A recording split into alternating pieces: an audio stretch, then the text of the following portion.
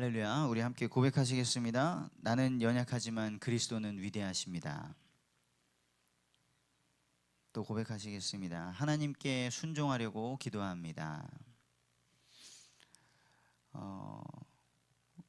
우리 사랑하는 성도 여러분, 우리 강단의 말씀을 통해서 말씀을 받았고요. 우리는 오늘도 셋의 후손으로서 또 그리스도인으로서 승리하기를 원하실 것입니다.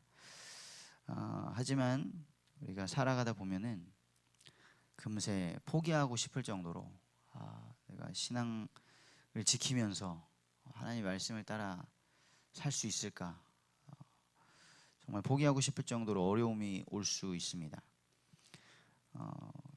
타락한 인간은 스스로 자기의 힘으로 절대 진실과 거룩을 지속할 수가 없습니다. 그리고 이 죄에 오염된 세상이 그렇게 믿음을 지키면서 살도록 쉽게 놔두지 않죠. 그렇다면 어떻게 우리가 다윗처럼 또 성경의 믿음의 사람들처럼 창세기 5장에 하나님을 예배하고 선을 행하고 복음을 전했던 사람들처럼 승리할 수 있을까요? 그 삶의 중심에는 하나님의 주권적인 은혜와 성령의 도우심이 반드시 필요합니다. 첫 번째입니다. 우리는 사울의 삶을 보면서요, 거짓과 살인을 일삼는 죄인의 삶을 볼 수 있습니다. 사울은 여호와의 영이 떠난 이후로 계속해서 악을 행하고 또 후회하는 그런 삶을 반복하고 있습니다. 어린 다윗을 골리앗이 있는 전쟁터로 내보냈죠. 그리고 다윗이 승리하고 돌아왔을 때에는 다윗을 시기하면서 죽이려고 했습니다. 그것이 잘못이라는 것을 알았어요. 그래서 책망을 받을 때마다, 자신이 범죄하고 책망을 받을 때마다 하나님 앞에서 후회합니다. 그리고 하나님의 이름으로 막 맹세도 합니다. 그래서 이 앞전에 자기 아들 요나단이 설득하죠. 무죄한 피를 흘리지 마십시오.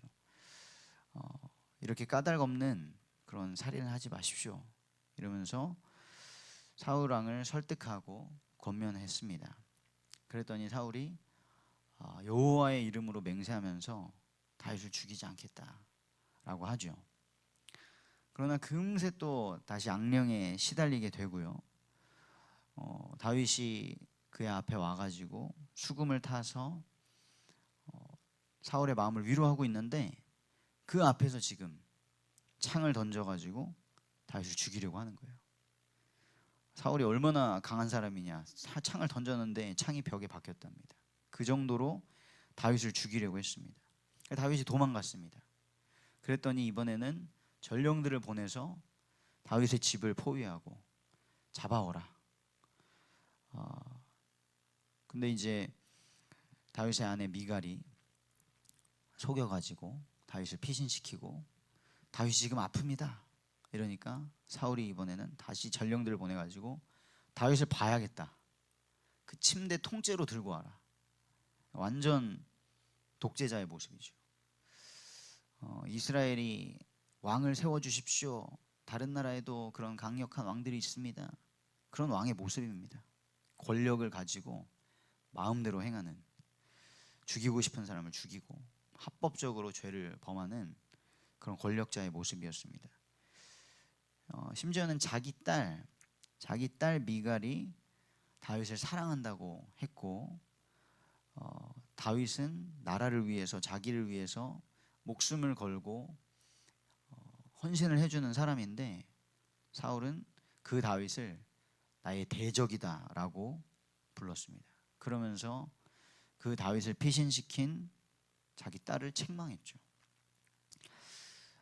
이렇듯이 우리가 죄를 하나님의 말씀을 통하여서 또 믿음의 사람을 통하여서 깨달을 수 있습니다. 이게 죄구나, 이게 악한 것이구나. 그래서 하나님께서 우리의 양심의 은혜를 주시면 그 죄를 알게 되는데요, 중요한 것은 우리가 성령의 도우심을 받지 않으면 끝까지 진실하고 거룩한 삶을 살 수가 없는 것입니다. 그 순간 이것이 옳은 것이구나 잠깐 깨달을 수 있고요. 내가 거룩하게 살고 싶다, 내가 이렇게 살고 싶지 않다, 내가 죄에 머물고 싶지 않다 라고 잠깐 알 수 있지만 성령의 도우심을 구하지 않으면 그 삶을 지속할 수가 없는 것입니다. 그래서 두 번째로 다윗의 삶을 보면요, 다윗은 그런 속에서 진실과 거룩으로 승리하는 삶을 살았습니다. 다윗은 이미 사울이 몇 번이나 자기를 죽이려고 했고요. 그리고 사울이 원래는 첫 번째 딸을 다윗한테 아내로 죽인다고 했었는데 그걸 어기거든요. 그냥 아무렇지도 않게 어겨버립니다. 다른 사람한테 줘요. 그럼에도 불구하고 다윗은 사울의 왕의 권위에 순종을 합니다. 사울이 전쟁터에 나가라고 하면 나가고, 사울이 또 악령에 시달리면 와서 수금을 타고, 다윗은 죄와 그리고 사람을 구분한 것이죠. 죄와 하나님의 섭리를 구분한 것입니다. 그래서 오늘 8절에 보니까 전쟁이 나니까 또 블레셋과 싸워서 승리하고요, 다시 악령에 시달리는 사울 왕 앞에 와서 수금을 탑니다. 이런 다윗을 사울은 또 죽이려고 창을 던졌고요, 피해서 도망간 다윗을 쫓아가가지고 전령을 보내서 그 집을 포위합니다. 이런 상황 속에서 다윗은 아무렇지도 않았냐? 그렇지 않습니다. 그의 심정이 시편 59편에 기록되어 있는데요, 다윗은 시편 59편에 사울이 사람을 보내서 다윗을 죽이려고 그 집을 지키고 있던 때에 이렇게 기록했습니다. 시편 59편의 말씀입니다. 나의 하나님이여, 나의 원수에게서 나를 건지시고 일어나 치려는 자에게서 나를 높이 드소서. 악을 행하는 자에게서 나를 건지시고 피 흘리기를 즐기는 자에게서 나를 구원하소서. 그들이 나의 생명을 해하려고 엎드려 기다리고 강한 자들이 모여 나를 치려 하오니 여호와여, 이는 나의 잘못으로 말미암음이 아니요 나의 죄로 말미암음도 아니로소이다. 내가 허물이 없으나 그들이 달려와서 스스로 준비하오니 주여 나를 도우시기 위하여 깨어 살펴주소서. 주님은 만군의 하나님 여호와 이스라엘의 하나님이시오니 일어나 모든 나라들을 벌하소서. 악을 행하는 모든 자들에게 은혜를 베풀지 마소서 라고 다윗이 간구합니다. 그리고 다윗이 보니까요, 이 악인들의 모습은 어떤 모습이냐, 그들의 입으로는 악을 토하며 그들의 입술로는 칼이 있어 이르기를 누가 들으리요 하나이다. 마음껏 입술로 막 죄를 짓는 거예요. 그러면서 우리가 하는 이 말을 누가 듣겠냐, 하나님을 인정하지 않는 그런 악이 가득한 거죠. 그리고 그들의 입술의 말은 곧 그들의 입의 죄라. 그들이 말하는 저주와 거짓말로 말미암아 그들이 그 교만 중에서 사로잡히게 하소서. 이 악인들의 입술에서는요, 계속해서 죄악된 말이 나오고 교만한 말이 나오는 것입니다. 저주의 말이 나오는 것입니다.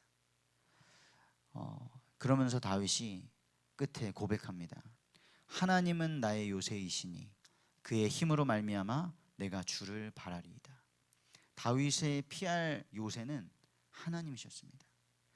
그들은 먹을 것을 찾아 유리하다가 배부름을 얻지 못하면 밤을 새우려니와. 악인들은 자신이 힘도 있고요, 권력도 있고 폭력을 행사하면서 약자들을 압제하고 자신들의 길을 막는 자들을 없애려고 합니다. 그렇지만 그 악인들은 먹을 것을 찾아서 유리하고 방황한다는 것이죠. 하지만 다윗은 나는 주의 힘을 노래하며 아침에 주의 인자하심을 높이 부르오리니 주는 나의 요새이시며 나의 환난 날의 피난처이십니다. 나의 힘이시여 내가 주께 찬송하오리니 하나님은 나의 요새이시며 나를 긍휼히 여기시는 하나님이시니이다 라고 고백합니다. 하나님은 나의 요새이십니다 라고 계속 고백하는 거예요. 우리 성도님들, 이 죄에 오염된 세상을 살아가시면서 또 나의 편이었던 것 같은 사람, 나에게 유익이 될 것 같은 사람들이 돌아서고 내가 복음을 전하려고 하면 나를 능욕하고 조롱하고 핍박하는 사람들이 있을 수 있습니다. 그 가운데에서 악을 악으로 갚으려고 또 내 감정대로 또 상황대로 이 세상에서 말하는 대로 갚으려고 애쓰지 마시고 하나님이 우리 성도님들의 요새이시고 피난처이심을 기억하시기를 바랍니다. 다윗이 이 죽음을 모면하는데요, 아내 미갈이 도와줍니다. 근데 이 미갈이 했던 방법은 다윗을 창문으로 도망가게 하고 침대를 다윗이 아파서 누워있는 것처럼 꾸미는데 어디서 우상을 가져와요. 다윗 사람만한 우상을 가져옵니다. 왜 우상을 가지고 있었는지 모르겠는데 근데 다윗 나중에 미갈이 살아가는 모습을 보면 다윗이 언약궤를 되찾아왔을 때 기뻐가지고 춤을 추며 막 옷이 벗겨지잖아요. 그것을 미갈이 업신여기거든요. 무슨 왕이 저래. 언약궤가 오는 그 기쁨을 몰랐습니다. 그래서 미갈에게는 하나님을 경외하는 마음이 없었던 것 같습니다. 하나님이 자기 아버지를 기름 부어서 왕으로 세우시고 다윗을 사용하시고 이런 모습을 아무리 봐도 인간적으로 다윗을 사랑은 했는데 하나님을 경외하는 그런 마음은 없었던 것 같습니다. 거의 뭐 불신자죠. 그럼에도 불구하고 하나님은 이런 미갈을 통해서도 다윗의 목숨을 구원하시는 거예요. 왜 하나님이 다윗을 구원하셨습니까? 다윗은 하나님께서 세우신 왕의 참된 그 모습을 나타내는 모델이었고요.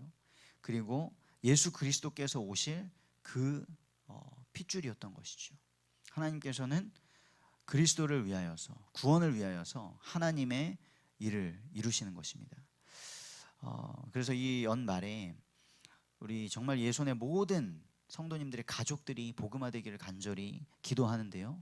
하나님께서는 우리가 셋의 후손으로서 믿음으로 하나님을 예배하고 선으로 악을 이기고 또 이 복음을 전하는데 힘쓰는 삶을 하나님 앞에서 우리가 살아간다면 불신자인 가족들을 통하여서도 하나님의 일을 이루게 되실 줄 믿습니다. 결론입니다. 우리가 진실과 거룩으로 승리하는 삶을 살기를 원하는데 그 삶을 지속할 수 있는 것은요, 오직 성령으로만 가능합니다. 오늘 말씀을 보시면 악하게 살고 싶은 사람은 없습니다. 사울도 자기가 악을 행하고 막 다윗을 죽이려고 했다가 제정신 돌아오면 후회하고요, 막 하나님의 이름으로 맹세하고 그렇습니다. 원래 사람은 하나님의 형상이기 때문에 부분적으로나마 우리가 타락을 했지만 부분적으로나마 진실과 거룩을 추구합니다. 그렇지만 이 죄에 오염된 세상 속에서 끝까지 그 가치를 지키고 진리와 거룩으로 승리하는 것은 아마 불가능할 것입니다. 절대 그렇게 세상이 두지 않아요. 거의 순교자의 삶을 살지 않으면 안 되게 몰아가죠. 그러니까 믿음의 사람들도 타협하고 싶은 미혹이 너무나 많이 오고 그러는 것입니다. 이 사울이 악령에 시달렸죠. 여호와의 영이 떠나니까요, 악령에 시달렸어요. 그 악령에 시달림으로 인하여서 막 더 죄를 짓게 됩니다. 하지만 그가 죄를 지은 것을 악령의 핑계를 댈 수는 없습니다. 심지어 성경에서 말합니다. 이 악령을 하나님이 부리시는 영이었다고 말을 하고 있어요. 그러면 하나님을 원망할 수 없죠. 하나님이 부리시는 악령 때문에 내가 시달려가지고 죄를 지었습니다 라고 우리가 마귀 사탄을 핑계댈 수도 없고요, 하나님을 원망할 수도 없습니다. 우리는 그 죄를 하나님 앞에 자백하고 돌이키면 되는 것입니다. 하나님은 몇 번이나 사울에게 사무엘을 보내서 그 죄를 책망하시고 돌이키기를 바라셨어요. 하지만 사울은 죄를 자백하고 돌이킨 것이 아니라 후회하고 또 후회한 것뿐이었습니다. 사랑하는 성도님들, 우리는 하나님의 은혜를 입은 셋의 후손인 줄 믿습니다. 우리는 참 신이신 하나님을 예배하고 선으로 악을 이기고 원수된 자들에게도 복음을 증거하는 비밀을 아는 자들입니다. 그래서 권면의 말씀을 드립니다. 하나님의 말씀을 잊지 않도록 힘쓰십시오. 하나님의 말씀을 마음에 새기라고 성경은 말씀하고 있습니다.